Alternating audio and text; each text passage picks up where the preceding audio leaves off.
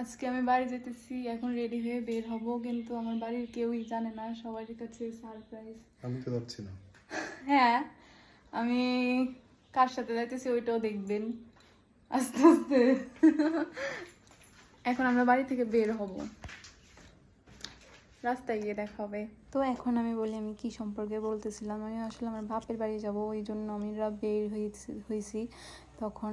আর আমি যে বাড়ি যাইতেছি কেউ জানে না, কেউ বলতে কেউই জানে না, আমি কাউকেই বলিনি, সবাইকে সারপ্রাইজ। আমি যাওয়ার কথা কিন্তু 2 দিন পর, আমি যে এখন যাব কেউই জানে না। তো আমার স্বামী আমাকে একটু আগায় দিতে আসছে বরিশাল পর্যন্ত।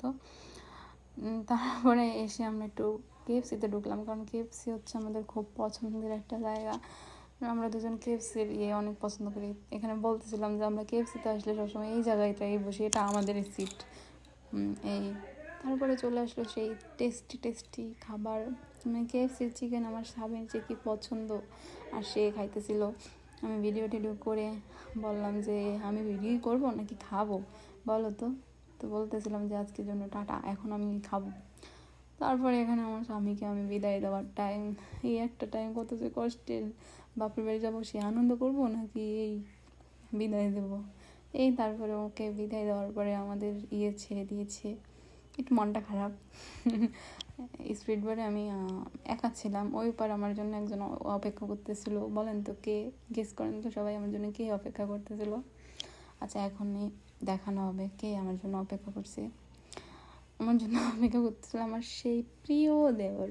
আমার দেবর আমার জন্য এই ওপার দাঁড়িয়েছে, ওই যে আমার জন্য দাঁড়িয়ে আছে আমাকে নিতে আসার জন্য। তারপরে ও তো দুপুরে খাওয়া দাওয়া করেনি, আমরা তো কেএফসিতে খাইছিলাম। পর ওর জন্য খাবার খাইতে আসছিলাম। এখন ও জোর, মানে আমি জীবনে ভাত, ওর সাথে গেলে ভাত না খেয়ে রাখতে পারি না, মানে ও আমার জোর করে খাওয়াবে। তো ওর সাথে আমিও খাইলাম। খাসি খাবে বললো, তারপরে খাসির মাংস ভাত খাইলো। বললাম যে আমি ট্রিট দেবো। তারপরে ও আবার দই খাবে, দই সাথে দিয়েছে দই কি যেন গুড়। এই গুড় নিয়ে আমি আবার শয়তানি করতেছিলাম, ও আবার ভিডিও করে।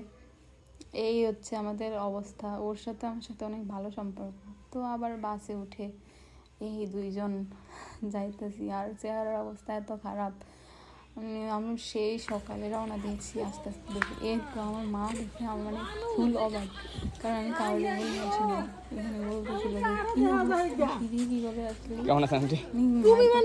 কারণ আমি আমার আসার কথা আমি আজকে মেলায় যাবো চলে আসছি। বাজারে বাবার সাথে দেখা হয়েছে, কিন্তু ওইটা ভিডিও করা হয়নি, ওই রিয়েকশন ছিল দেখার মতো। এখানে আমি সব বলতেছি কি অবস্থা, তুই কিভাবে আমি তো আগলে ফোন দেয় না, মানে থেকে দেখে একটা চিৎকার। তারপরে আমি ঘরে চলে গেলাম, ঘরে গিয়ে আমার ভাইকে একটু হ্যাঁ দেখে আমার বিশ্বাস করতে না আমি। তো হ্যাঁ করতেছে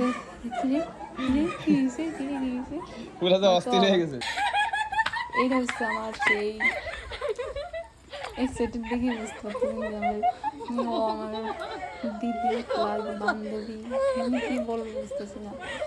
আমার বিয়ের পর থেকে আর ওর সাথে দেখা নেই, আমার বিয়েতে আসছে তারপরে আর আসেনি। আমি ওর সাথে মানে কত স্মৃতি, কত কারোর সাথে কান্না করে এরকম অবস্থা। আনন্দ আমার দেখে কান্নাকাটি করে পড়াই দিয়েছে।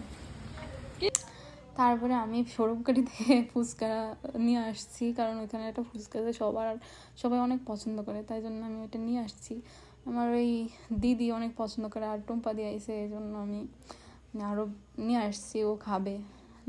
এই সবাই মিলে খাইতেছিলাম, এর মধ্যে আবার আরেকটা সারপ্রাইজ আছে। আরেকজন দেখে তো আরও অবাক, কি রে তুই, মানে মা আমার একটা কাকি আছে, ওনারা বলছে যে তুমি একটু আসো তো বাসায় এখনই।